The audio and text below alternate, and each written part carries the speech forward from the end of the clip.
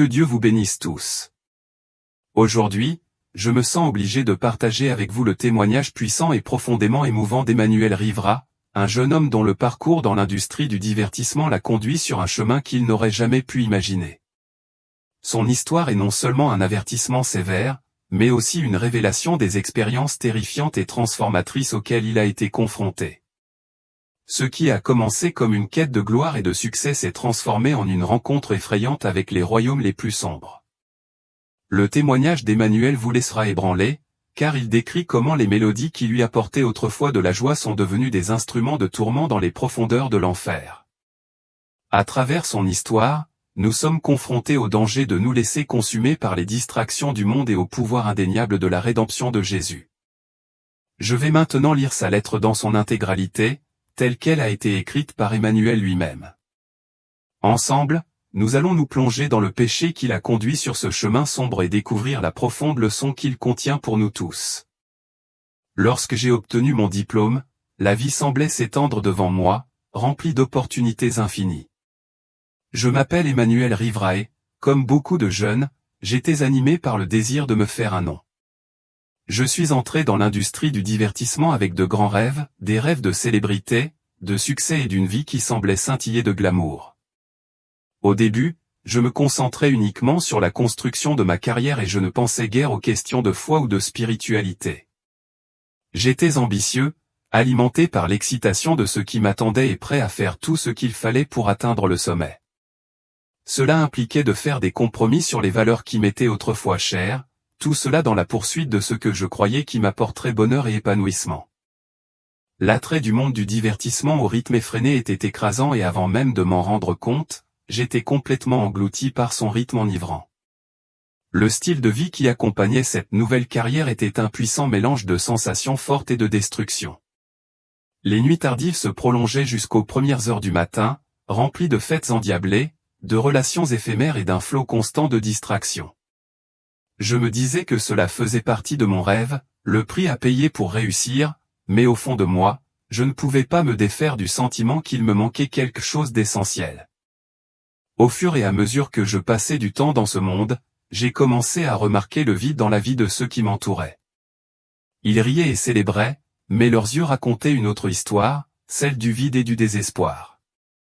Ils n'avaient aucun respect pour Dieu, aucune reconnaissance d'une puissance supérieure dans leurs actions. Au début, je me disais que c'était comme ça dans l'industrie, que c'était normal. Mais au fil des jours, l'indifférence que je voyais chez mes collègues a commencé à me peser d'une manière que je ne pouvais ignorer.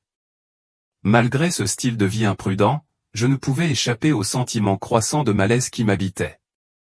Tard dans la nuit, une fois la musique éteinte et la foule dispersée, je me retrouvais seul, aux prises avec un profond sentiment d'inconfort. C'est dans ces moments de calme que j'ai réalisé à quel point je m'étais éloigné des valeurs avec lesquelles j'avais été élevé, de la foi qui avait été mon ancre. Le vide que je voyais chez les autres avait également pris racine dans mon propre cœur. J'ai commencé à me demander à quoi servait tout cela. La poursuite de plaisirs éphémères, les réalisations superficielles qui en découlaient, rien de tout cela ne semblait apporter l'épanouissement durable auquel j'aspirais. Je n'avais pas les réponses à l'époque, mais je ne savais pas que les réponses arrivaient de la manière la plus inimaginable. Ce qui s'est passé ensuite allait me secouer profondément, changer le cours de ma vie et de mon âme. Cela a commencé comme une journée ordinaire, remplie du chaos habituel du bureau. Mon patron, Gustavo, était connu pour son tempérament instable, une force de la nature qui pouvait changer de façon imprévisible, comme une tempête qui se prépare. Être en sa présence donnait souvent l'impression de marcher sur des œufs, chacun faisant de son mieux pour éviter de déclencher sa colère. Ce jour-là, cependant, le destin avait quelque chose de différent en réserve. Ce qui avait commencé comme une conversation de routine à propos de mon salaire s'est rapidement transformé en quelque chose de beaucoup plus intense. Quelque chose que j'ai dit a dû toucher une corde sensible, car le visage de Gustavo s'est assombri en un instant, et sa voix s'est élevée, acerbe et impitoyable. Avant même que je puisse comprendre ce qui se passait, notre conversation s'est transformée en une dispute explosive. La tension dans la pièce était intense et chaque mot que je prononçais semblait ne faire qu'attiser davantage la fureur de Gustavo.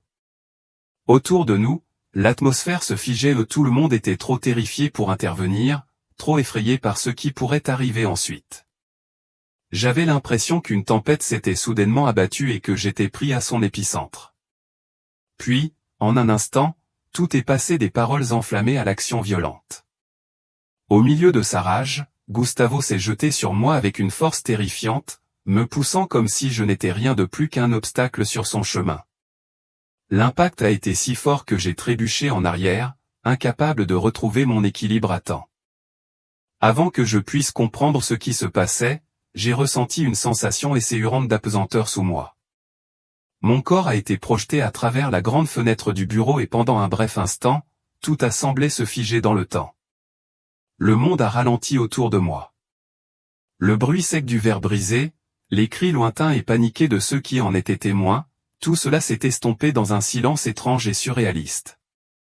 À sa place, le rugissement accablant de mes propres pensées a noyé tout le reste. La peur m'a serré la poitrine, mais ce n'était pas seulement la peur qui m'a consumé, c'était une vague de regrets qui montait en moi comme une marée inarrêtable. Alors que le sol se précipitait vers moi, je ne pouvais penser qu'à quel point je m'étais éloigné du chemin que j'avais connu autrefois ou le chemin de la foi que j'avais laissé filer à la poursuite de rêves mondains. La chute m'a semblé durer une éternité, chaque seconde s'étirant en ce qui semblait être une éternité. Mais lorsque j'ai finalement touché le sol, l'impact a été brutal, discordant et impitoyable. Le monde autour de moi est devenu noir. J'ai perdu toute notion du temps et de l'espace, mais lorsque j'ai repris conscience, je me suis retrouvé dans un endroit complètement étranger.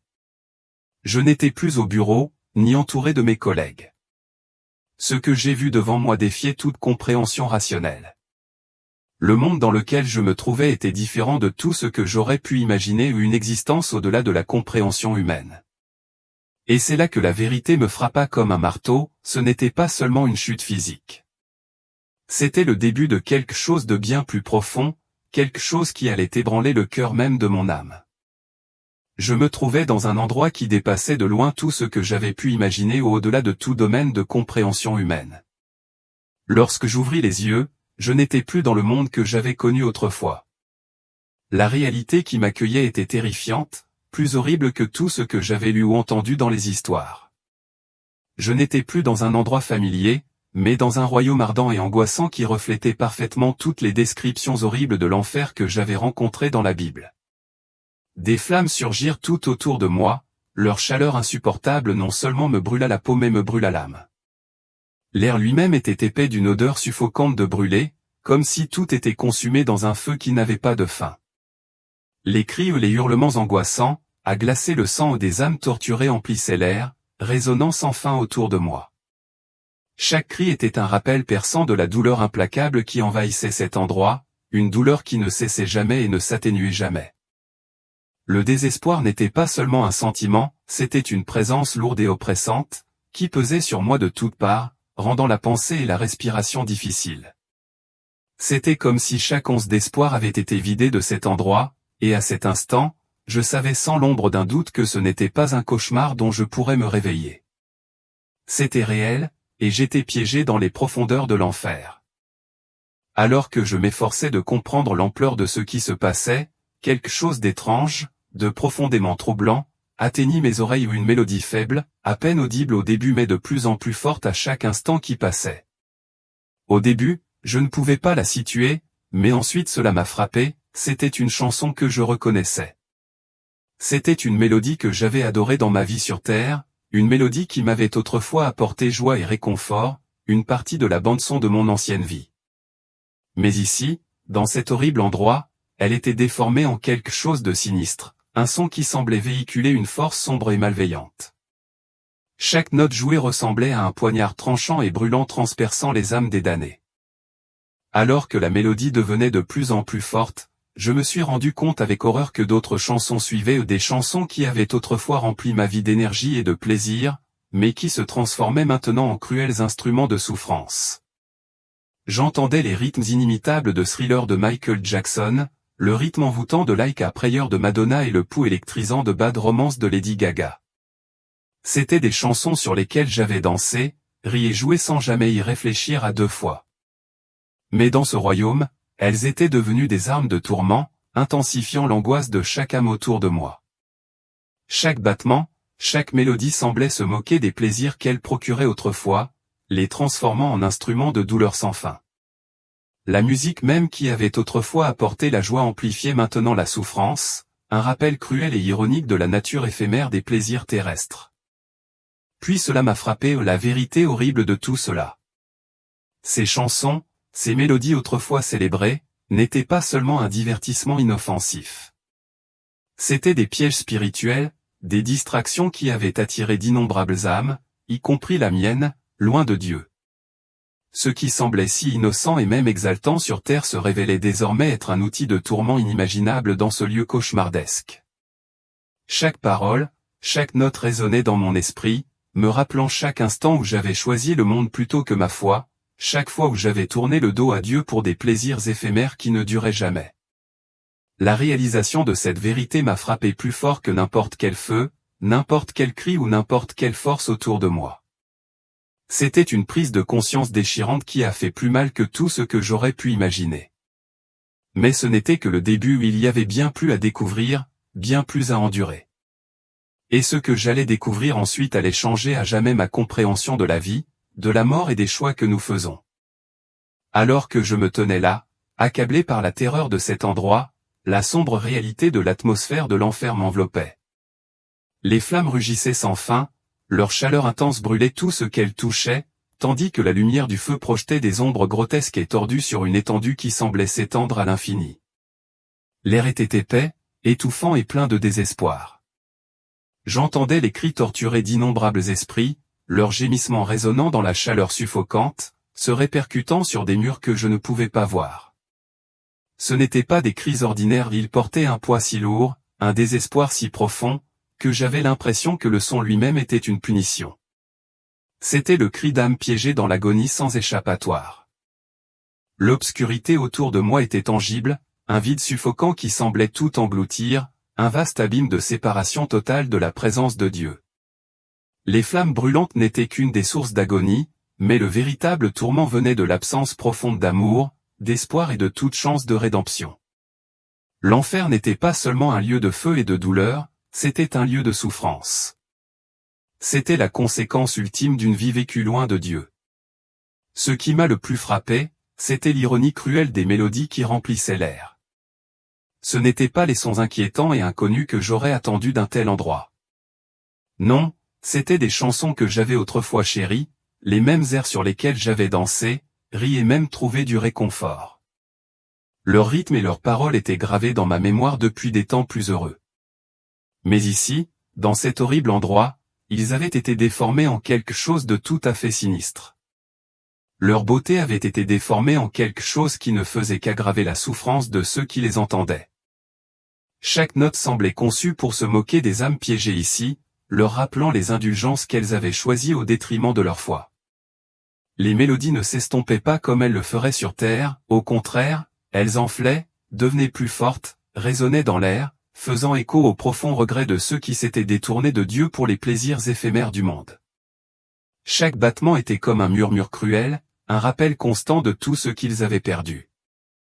Ce n'était pas seulement leur tourment physique que je ressentais, c'était leur douleur émotionnelle, le regret implacable qui consumait chacune de leurs pensées. Certaines de ces âmes avaient connu Jésus autrefois.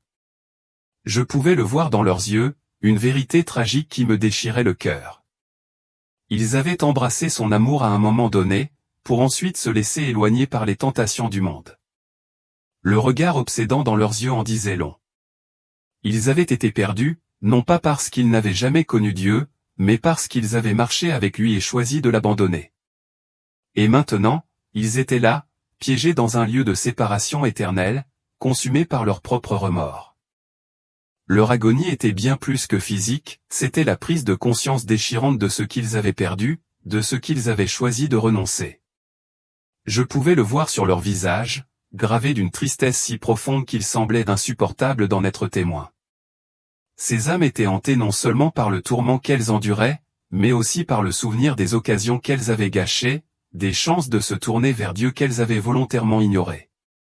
Leur douleur ne résidait pas seulement dans les flammes ou les sons incessants qui remplissaient l'air, elle résidait dans le profond regret d'une vie qui aurait pu être différente. Pourtant, alors que je me tenais là, à assimiler tout cela, je ne pouvais me défaire du sentiment troublant que cette révélation n'était pas seulement destinée à eux. Elle l'était aussi à moi. Que avais-je ignoré dans ma propre vie? Quelle tentation avais-je laissé prendre racine, me détournant du chemin que j'avais connu autrefois? À mon insu, les réponses m'attendaient au plus profond de cet endroit, des réponses qui m'arriveraient d'une manière que je n'aurais jamais pu imaginer. Au milieu du désespoir accablant de l'enfer, où chaque son, chaque scintillement de flamme et chaque ombre hurlait un tourment éternel, quelque chose d'extraordinaire se produisit. Alors que j'étais sur le point de m'abandonner à l'obscurité dévorante, une lumière rayonnante, pure et douce, transperça l'obscurité étouffante. Ce n'était pas la lumière crue et brûlante des flammes, c'était quelque chose de complètement différent, un éclat qui semblait adoucir l'air autour de moi. La lumière s'enfonça plus profondément, atteignant le cœur même de mon âme, et perçant les couches de regret, de peur et d'angoisse qui m'enveloppaient. Pour la première fois depuis que j'étais tombé dans cet abîme, je sentis une lueur d'espoir, une étincelle de quelque chose de bien au-delà de l'agonie de cet endroit. Les cris, les mélodies torturantes commencèrent à s'estomper, remplacées par un sentiment écrasant de calme. C'était comme si le temps lui-même s'était arrêté, laissant la place à quelque chose de bien plus grand que le tourment qui avait dominé chaque instant auparavant. Et puis, de l'intérieur de cette lumière, je l'ai vu Jésus. Il se tenait devant moi, entouré d'une aura de chaleur, d'amour et d'une paix inimaginable. Sa présence semblait tout commander, faisant taire les flammes, soulevant le vide oppressant et suspendant même momentanément la souffrance des esprits autour de moi. À cet instant, tout ce qui était sombre, tout ce qui me tourmentait, semblait se rétrécir lorsque son regard se posa sur moi. Ses yeux, remplis à la fois de compassion et d'une autorité inébranlable, rencontrèrent les miens, et à cet instant, je sus qu'il pouvait tout voir en moi, au chaque recoin de mon cœur, chaque péché que j'avais profondément enfoui, chaque regret qui m'avait alourdi et éloigné de lui. « N'aie pas peur, dit-il, sa voix étant un baume apaisant qui pénétrait profondément dans mon âme tourmentée. C'était comme si chaque mot qu'il prononçait avait le pouvoir de guérir, de calmer la tempête en moi. Je t'ai déjà appelé, mais tu ne m'as pas écouté. Même maintenant, je t'offre une chance de revenir à moi. » Ces paroles étaient remplies à la fois d'une promesse de rédemption et d'un avertissement que c'était ma dernière opportunité de faire les choses bien. La gravité de son message s'est installée sur moi comme un poids, et j'ai réalisé que c'était la fin, il n'y aurait plus aucune chance si je me détournais maintenant. Submergé par la profondeur de sa miséricorde, je suis tombé à genoux, les larmes coulant sur mon visage. Mes prières ont jailli du plus profond de mon être brut, non filtré et pleine de désespoir. « Seigneur, pardonne-moi » ai-je crié, la voix brisée. Je t'ai tourné le dos, mais maintenant je reviens. Je veux marcher sur ton chemin. S'il te plaît, guide-moi. Alors que je parlais, la lumière qui l'entourait est devenue encore plus brillante, son rayonnement s'élargissant jusqu'à m'envelopper complètement. J'ai senti le poids oppressant de mes péchés commencer à se lever, remplacé par une chaleur écrasante qui a rempli chaque fibre de mon être. La paix qui a suivi était sans précédent dans ma vie, un profond silence qui m'envahit et purifia mon âme. Jésus, dans sa grâce infinie, m'a doucement rappelé le chemin que je devais emprunter, la route étroite de la justice, libre des distractions et des tentations qui m'avaient autrefois égaré. Ces paroles n'étaient pas seulement un réconfort, elles étaient une directive claire, gravée au plus profond de mon âme. Je n'avais aucun doute sur le fait que c'était la voie à suivre. Pour la première fois depuis ce qui m'a semblé une éternité, je me suis senti renouvelé, mon cœur pleinement ouvert à l'amour de Dieu et à sa volonté pour ma vie. Mais alors même qu'il me parlait des épreuves et des tentations auxquelles je serais encore confronté, une question lancinante persistait dans mon esprit, aurais-je la force de rester fidèle ? J'avais été si facilement influencé auparavant. Aurais-je la détermination de supporter quand le monde, avec toutes ses distractions, m'attirerait à nouveau ? Je savais que la réponse ne se trouverait pas à ce moment-là. Elle se trouvait au-delà, dans les choix que je ferais dans la vie que je choisissais désormais de mener. Le véritable test viendrait après avoir quitté cet endroit, dans le monde dans lequel je retournerai. Quand je me suis enfin réveillé, je me suis retrouvé sans les feux tourmentants de l'enfer. Le monde que je voyais était différent, mais ce n'était pas non plus le même que celui que j'avais laissé derrière moi. Mon corps était couvert de bandages, chaque mouvement me rappelant les cicatrices physiques que je portais maintenant. Les brûlures sur mes bras, la douleur gravée sur mon visage et l'épuisement dans mon âme, chacun témoignait du cauchemar que j'avais enduré. Pourtant, ces cicatrices étaient plus que de simples traces de souffrance. Elles étaient des symboles de survie, d'une seconde chance que Dieu lui-même m'avait accordée. Elles me rappelaient la miséricorde dont il avait fait preuve, la grâce qui m'avait tiré des profondeurs et m'avait mis sur un nouveau chemin. Et à mesure que je commençais à guérir, mon âme aussi, un pas à la fois. En regardant mon reflet, j'ai vu plus qu'un corps meurtri. J'ai vu une âme qui avait été sauvée du bord de la damnation éternelle. Chaque cicatrice que je portais racontait une histoire de douleur profonde, de regrets accablants et, finalement, de rédemption. Le chemin vers la guérison était loin d'être facile. Mon corps avait besoin de soins, mais mon esprit en demandait bien plus. Dans ma faiblesse, je me suis fortement appuyé sur le soutien d'une communauté de croyants qui m'ont accueilli à bras ouverts. Leur amour, leur compassion et leur compréhension étaient comme un baume guérisseur pour mon cœur blessé. Ils m'ont rappelé que mon voyage n'était pas terminé mais il ne faisait que commencer. Je me suis plongé dans la parole de Dieu, en quête de la force et de la direction nécessaires pour reconstruire ma vie sur le fondement de la foi. Lentement mais sûrement, j'ai commencé à saisir la véritable ampleur du don qui m'avait été accordé. L'épreuve que j'avais endurée n'était pas une punition, c'était un réveil divin, une occasion miséricordieuse de réaligner ma vie sur le dessein de Dieu.